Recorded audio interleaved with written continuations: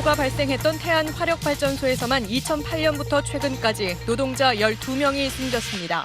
그런데 발전소 운영 주체인 한국서부발전의 지난해 국회 제출 자료엔 사망자 4명이 빠져 있는 것으로 확인돼 일부러 누락한 것 아니냐는 의혹이 일고 있습니다.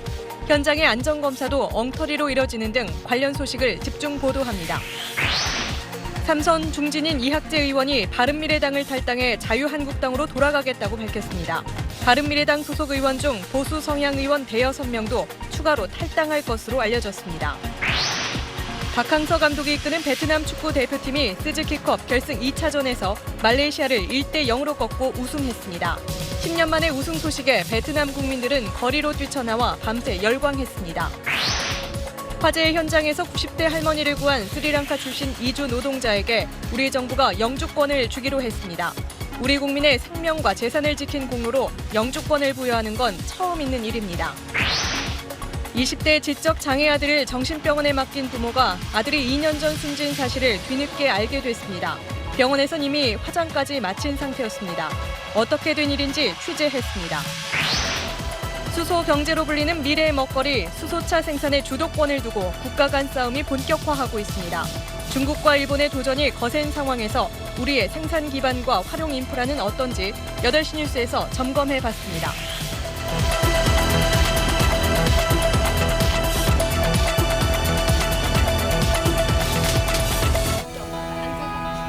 마스크가 필요 없는 세상으로. 내일을 바꾸는 현대 수소전기차.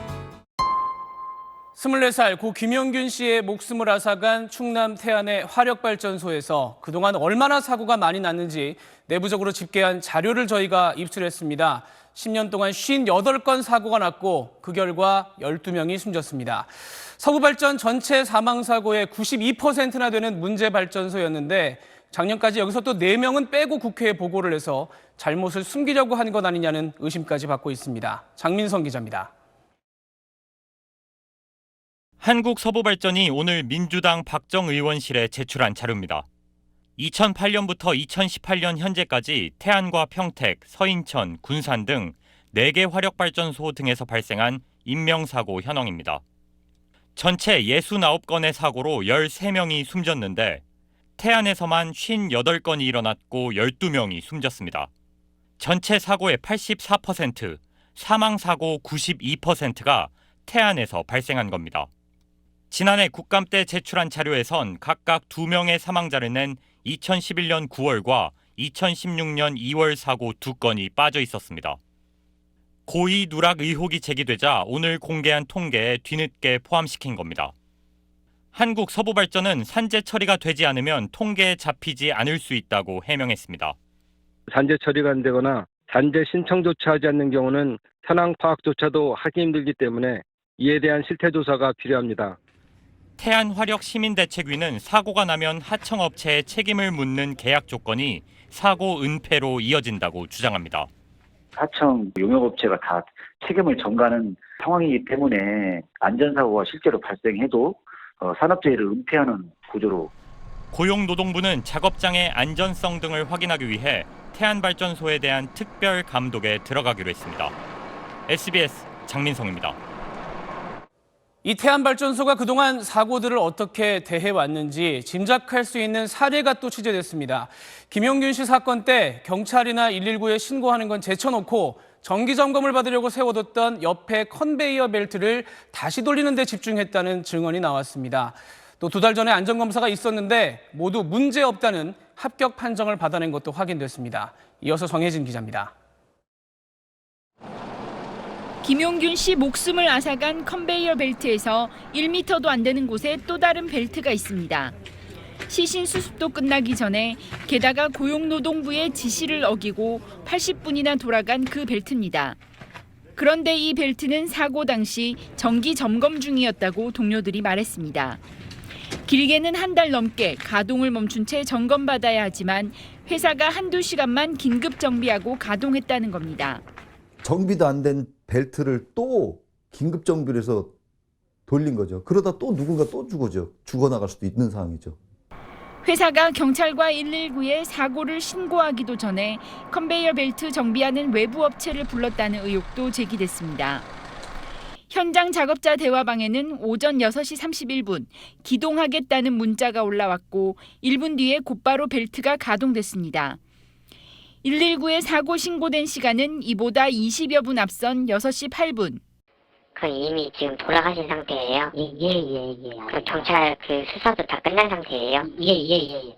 하지만 긴급 정비 시간을 고려하면 외부 업체를 부른 시간은 119 신고보다 훨씬 앞선 것으로 노조 측은 보고 있습니다. 안전검사가 엉터리였다는 지적도 나왔습니다. 2달 전 안전검사에서 사고 난 컨베이어 벨트뿐 아니라 다른 벨트도 모두 합격 판정을 받았습니다. 특히 오늘 새로 공개된 벨트 동영상에는 덮개나 안전 펜스 같은 보호 장치가 없고 동료들도 본 적이 없다고 말합니다. 그런데도 이런 설비들까지 합격 판정이 났습니다. 물림 보험물이라는 말 자체도 저는 처음 들었습니다. 그거 자체도 본 적이 없습니다. 노조 측은 내일 태안발전 운영사인 서부발전의 사고 은폐 의혹을 추가로 폭로할 계획입니다.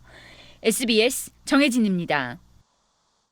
지금 국회에는 안전조치를 제대로 안 해서 근로자가 숨졌을 때 일을 시킨 맨 위의 사업주, 그러니까 이번 같은 경우에는 서부발전이 될 텐데 여기 책임자한테 최대 10년형까지 내릴 수 있게 조항을 고친 산업안전보건법 개정안이 올라 있습니다.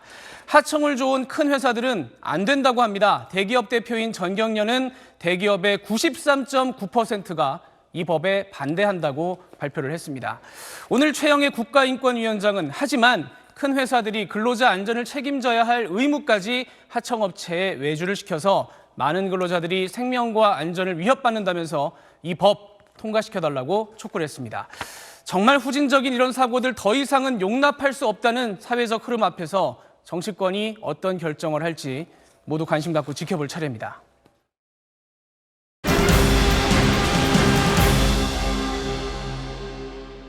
바른미래당에서 꽤 무게감이 있는 삼선 이학재 의원이 모레 탈당을 해서 자유한국당으로 돌아갈 거라고 밝혔습니다.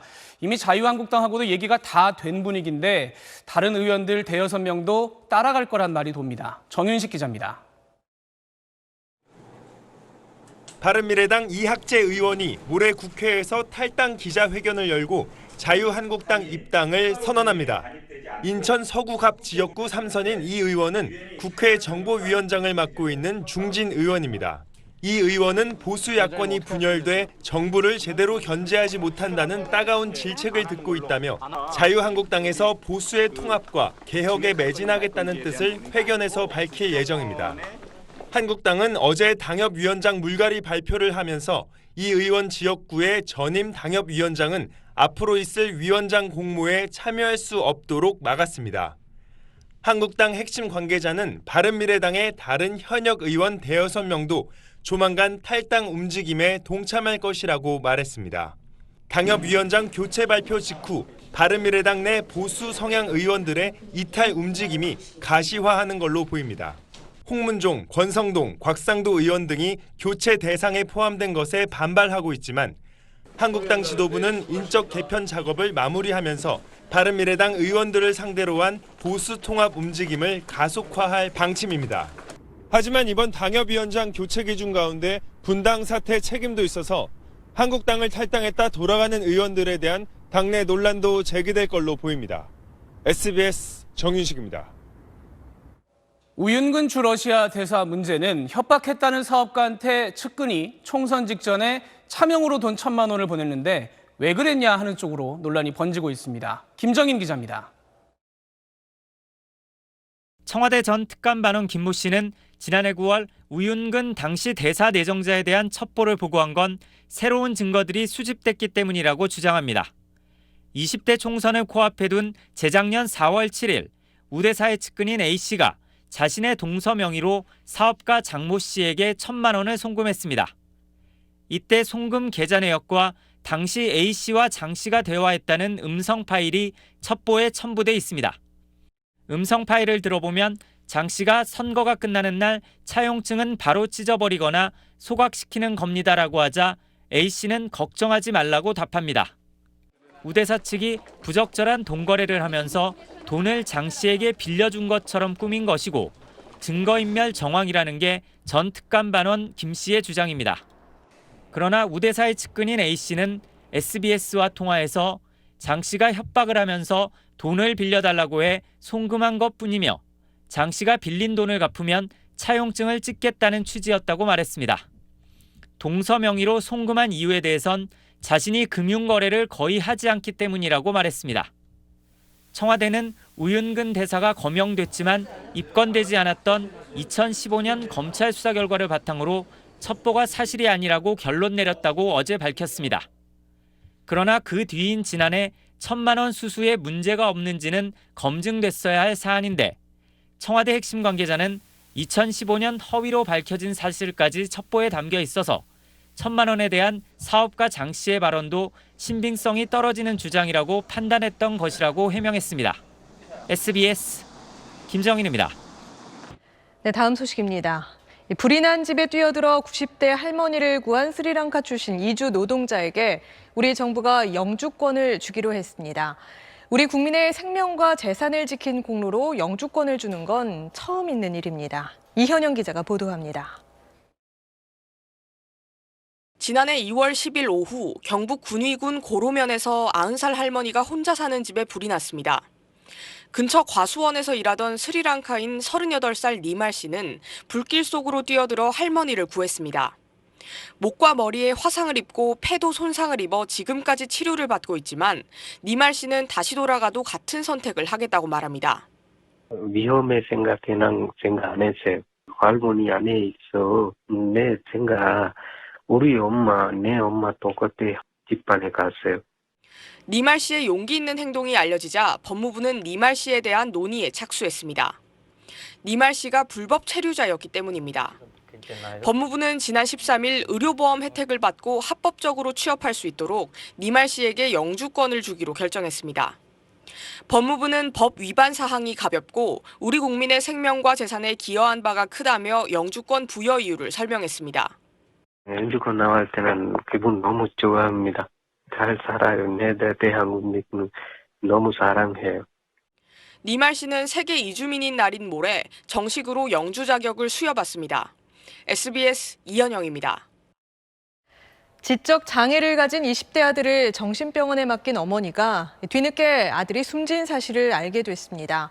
그동안 병원에서 치료받고 있는 줄 알았던 아들이 2년 전 사망해서 이미 화장까지 했다는 겁니다.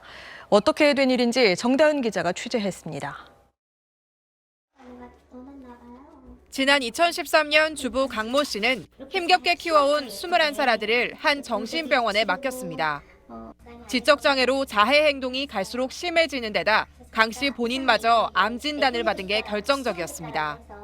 머리를 벽에 박고 집에서 탈출하고 제가 암이라는 것을 알게 됐어요. 수술을 해야 되는데 맡길 데는 없고. 아들 상태는 좀처럼 나아지지 않았고 몇 차례나 병원을 옮겨 다녀야 했습니다. 엄마를 보면 증세가 심해질 수 있다는 말에 면회도 제대로 하지 못했습니다. 그러던 지난 10월 새로 옮긴 병원에서 아들 신원을 확인하라며 사진을 보내왔습니다. 또 사진을 보내왔더라고요. 사진이 다른 거예요. 그래서 우리 아이가 어디 있냐. 병원 측은 믿을 수 없는 답을 보내왔습니다. 이미 그 아이가 죽었다는 거예요.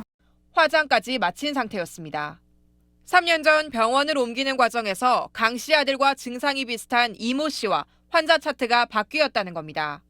이름표도 없고 소위 말하는 택배도 이렇게 안 보내는데. 정신병원 입원 시 보호 의무자를 통해 환자 신분을 확인해야 하지만 제대로 지키지 않은 겁니다. 병원 측은 당시 환자를 이송한 직원이 누군지 확인할 수 없다고 말했습니다. 복지부는 그러나 신분증 미확인이나 차트가 뒤바뀐 것만으론 처벌할 수 없다고 밝혔습니다. 강 씨는 변호인과 함께 경찰 고소를 검토 중입니다. SBS 정다은입니다. 이른바 급발진 사건 논란이 끊이지 않습니다. 브레이크를 밟았는데도 차가 튀어나갔다는 소비자와 차는 문제없다, 운전자 실수라는 자동차 회사가 맞서는 겁니다. 항상 소비자가 급발진 원인을 밝혀야 하는 문제를 박찬근 기자가 살펴봤습니다. 천천히 속도를 줄이며 주차장으로 들어오던 차가 갑자기 속력을 내더니 건물 안으로 들이닥칩니다. 돌진하는 순간부터 브레이크 등이 들어오지만 오히려 차량은 빨라지고 벽을 들이받고서야 멈춥니다. 브레이크 밟으니까 차가 빨라졌어요. 그 순간 건물에 딱 부딪히니까 캄캄했고 그 차를 내가 어떻게 타겠냐고요. 불안해서. 주인이 서비스 센터에 검사를 의뢰했는데 업체는 차량에 문제가 없다는 답을 내놨습니다. 미끄러지면서 충돌한 운전자 과실이란 겁니다. 모델이 미끄러니까 차가 차량 무게 관성이 있기 때문에 당연히 밀고 나가죠. 하지만 해당 업체가 작성한 기술조사서를 보면 브레이크를 밟은 상태에서 차가 돌진했다는 것을 인정하고 있습니다.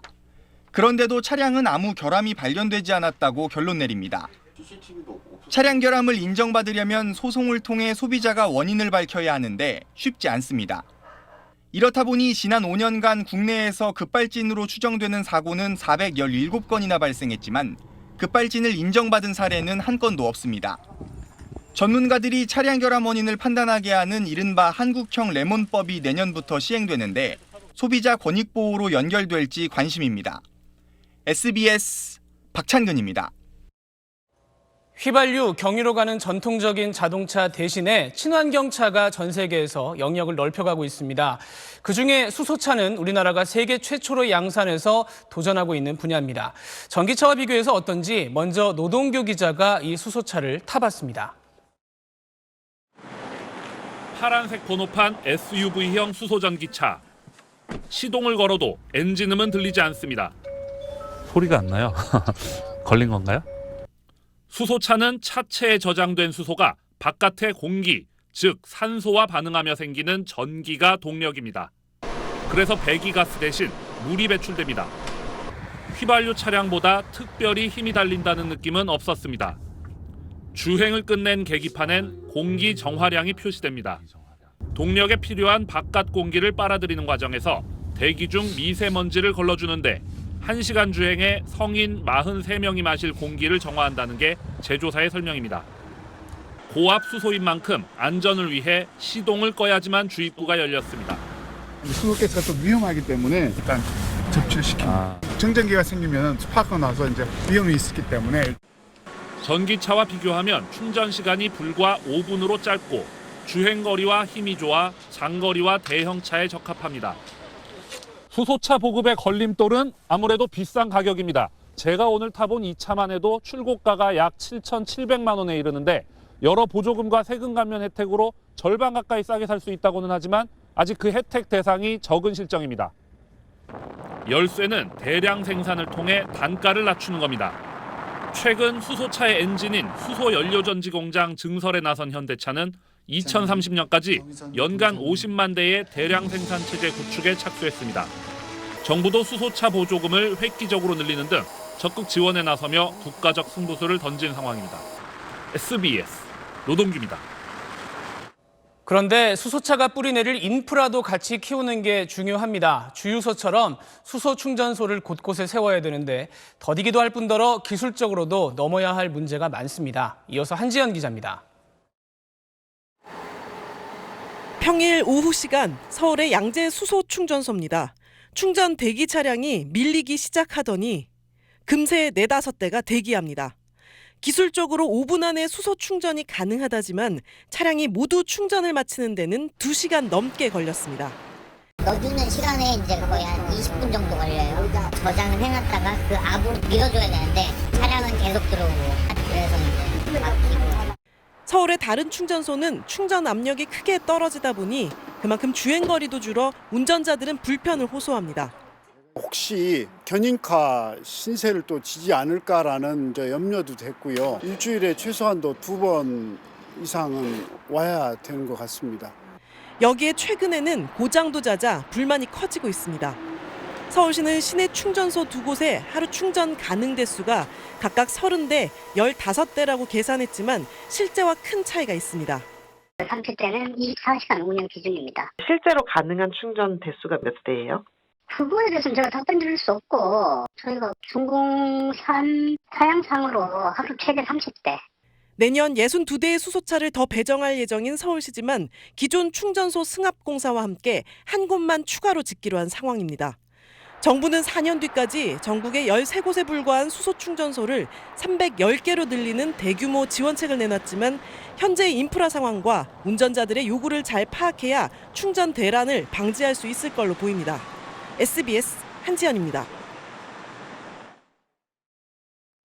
유럽의 노르웨이가 2025년, 독일하고 인도는 2030년, 영국, 프랑스 2040년.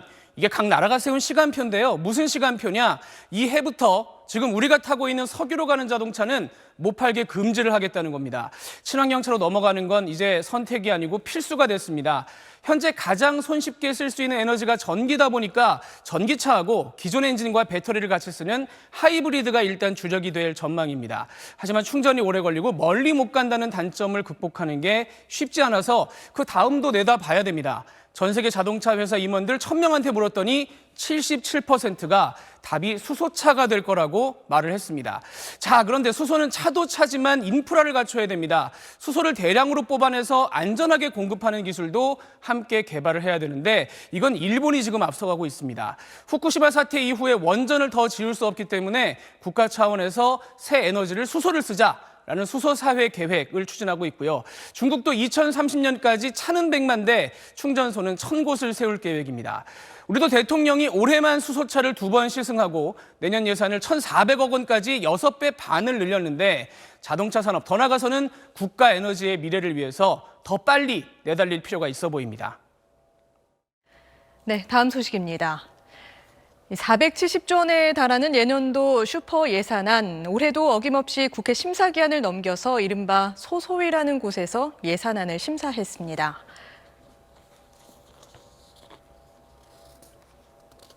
그 소소위에서 의견 교환들이 있었고 또 그 부분들에 대해서 이후에 그 추가 삭감과 그다음에 증액 부분들을 어떻게 할 건지.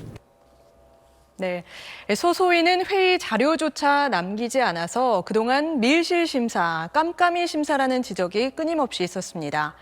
이뿐 아니라 막판에 지역구 예산을 슬쩍 집어넣는 쪽지 예산도 여전했습니다. 이런 관행들 바꿀 순 없는지 먼저 의회 정치 선진국이라는 미국의 사례부터 보시죠. 워싱턴 손성민 특파원입니다. 이른바 쪽지 예산이 가능한지 미 하원에서 예산을 다루는 위원회를 찾아가 물었습니다. In Korea, there is a so-called post-it budget. Have you heard of it? I've heard a little bit about this. Yes, I have. They were called earmarks. That became frowned upon over the past several years, and that has now been removed.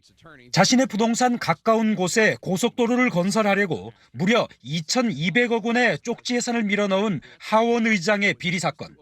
이 사건을 계기로 지난 2011년 쪽지 예산이 법으로 금지됐습니다. 예산 확정 시한에 밀려 한국에서 흔히 보는 막판 얼렁뚱땅 졸속 심사. 쪽지 예산이 등장하는 토양이기도 합니다. 이걸 막으려면 법정 심의 기간을 충분히 늘려야 합니다. 미 의회는 정부안과는 별도의 예산안을 만들어 12개 상임위에서 심의를 진행합니다. 그리고 하원과 상원, 때로는 양원 협의회의 표결 절차를 거쳐 예산 법안을 확정합니다. 이 기간이 길게는 8달이나 됩니다. 예결위원회 혼자서 예산 전체를 결정하는 한국과 달리 권한을 12개 위원회별로 또 상하원 간에 나누어 상호 견제 장치를 둔 겁니다. Anything that is ultimately voted on has to be disclosed to the public before it's voted on. I think taxpayers do want a transparent process.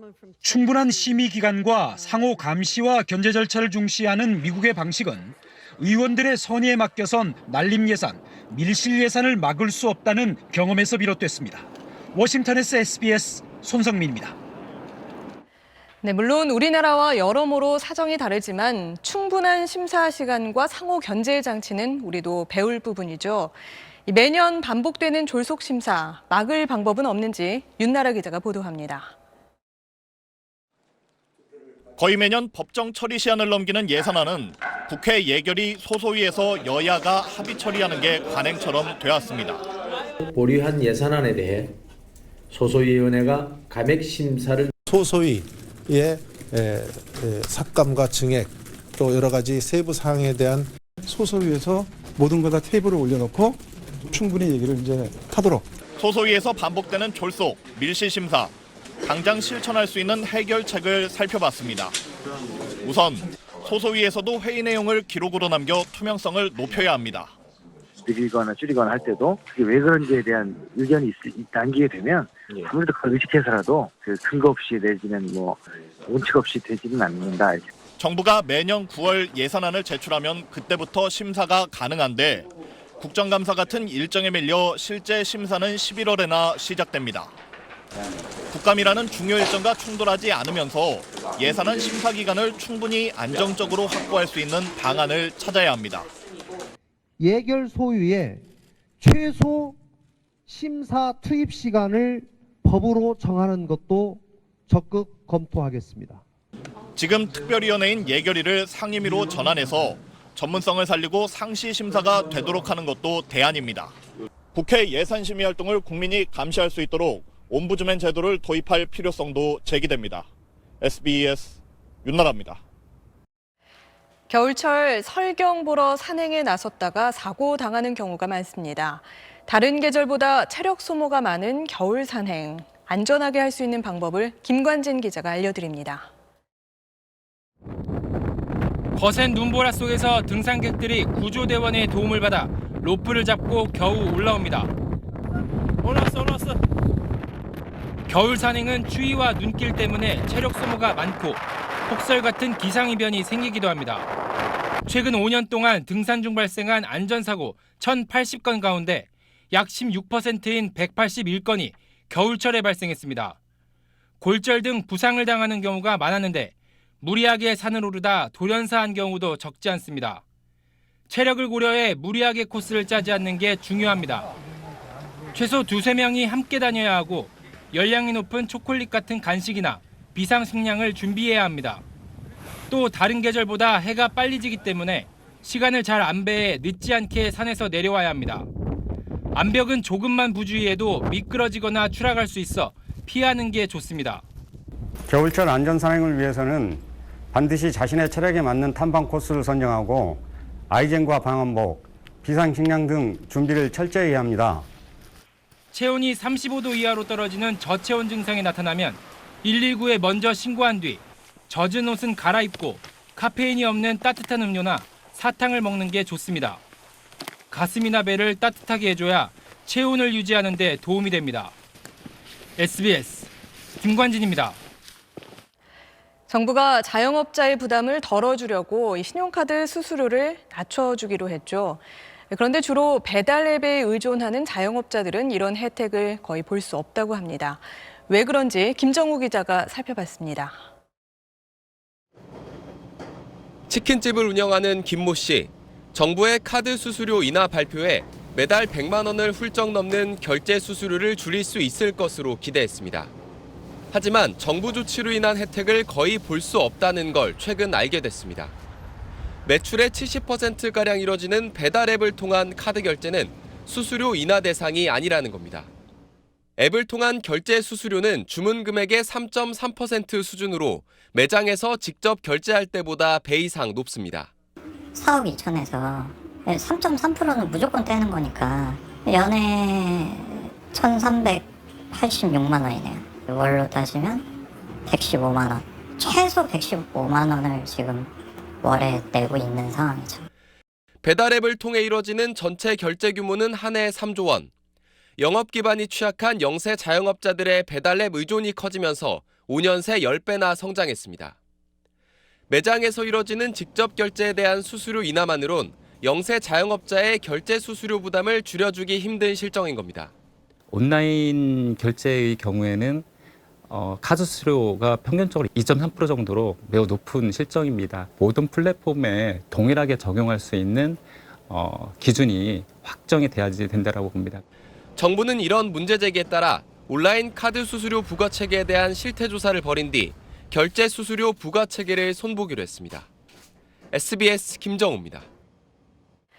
세계 7대 불가사의로 알려진 이집트의 피라미드가 요즘 순환을 겪고 있습니다. 몰래 피라미드 꼭대기에 올라가서 인증샷을 찍는 관광객들 때문입니다. 카이로 이대욱 특파원이 보도합니다. 한 여성이 촬영을 담당한 남성과 피라미드를 힘겹게 올라갑니다. 4,500년 전 만들어진 쿠프왕 피라미드로 높이 136m 꼭대기에서 담배를 피우고 누드 영상까지 찍습니다. 최근 피라미드 정상에 오르는 영상을 SNS에 자랑하는 일이 비일비재하게 발생하고 있습니다. 이집트 정부는 피라미드에 무단으로 오를 경우 최대 징역 3년형에 처하고 있습니다. 유적 보호를 위한 것으로 관광 목적이 아닌 촬영도 엄격히 제한됩니다. 영화 트랜스포머 촬영팀은 피라미드 촬영 허가를 받는 데만 1년이 걸렸습니다. 이렇게 피라미드 주변에서 간단한 방송 촬영하는데도 엄격한 심사 절차를 거쳐야 합니다. 허가를 받는데 열흘 이상이 걸리고 허가비만 100만 원가량이 듭니다. 이런 엄격한 관리에도 불구하고 피라미드 무단 등반은 늘어만 가고 있습니다. 최근 카이로 지역의 강수량이 늘고 있는 것도 문제입니다. 2000년대 초까지만 해도 1년에 비가 오는 날이 열흘을 넘지 않았지만 2015년 이후엔 두세 배 늘었습니다. 빗물에 의한 침식 작용에 무단 등반까지 더해져 훼손 가능성이 더욱 커지는 겁니다. 이집트 정부는 경비 인력을 늘리고 있지만 광활한 사막의 땅으로 접근하는 무단 등반객을 막는 게 현실적으로 불가능한 만큼 이집트 당국의 고민은 깊어지고 있습니다. 카이로에서 SBS 이대욱입니다. 중국이 일제 침략을 미화하는 행동에 대해 조례를 만들고 강력하게 대응하기로 했습니다.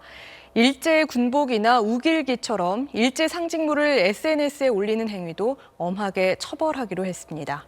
베이징 정성엽 특파원입니다. 1937년 일제 침략으로 30만 명이 희생된 난징시는 매년 국가 추모식을 거행합니다. 중국 전체는 물론 해외 곳곳에서도 일제 침략의 역사를 잊지 않고 있습니다. 宣示中国人民牢记历史不忘过去 올해는 난징시가 일제 찬양 행위를 처벌하는 조례를 처음으로 제정해 시행에 들어갔습니다. 조례는 난징 대학살을 부인 또는 모욕하거나 대학살 피해자와 생존자를 비방하는 행위를 일제 찬양 행위로 규정했습니다.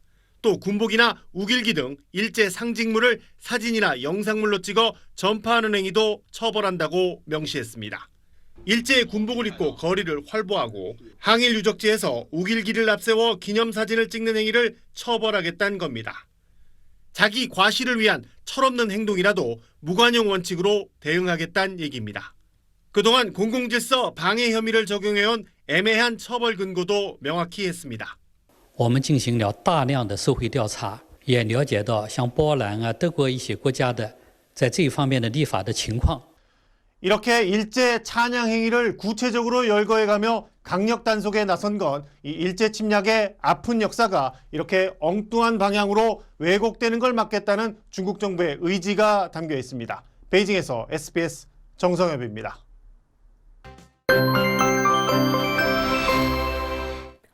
내일은 대기질이 더 악화됩니다. 국내 먼지에 중국발 미세먼지까지 더해지기 때문인데요. 내일 전 권역의 초미세먼지 농도는 나쁨을 일시적으로 매우 나쁨 수준까지 치솟기도 하겠습니다. 오늘 내린 눈비양이 적어서 동해안 지방의 건조특보는 해제되지 못했습니다. 차츰 그 밖의 지역에서도 건조해지겠고요. 해안가에선 바람이 강하게 불겠습니다. 내일 하늘은 맑겠지만 대기는 뿌옇겠습니다. 아침 기온은 서울이 영하 1도, 낮 기온은 5도로 오늘보다 높겠습니다. 전북 내륙 지방에선 아침 한때 1cm 안팎의 눈이 예상되고요. 서해안과 경남 내륙 지방에선 새벽부터 오전 사이 눈이 날리는 곳이 있겠습니다. 목요일에는 남부 지방에 비 소식이 들어있습니다. 날씨였습니다.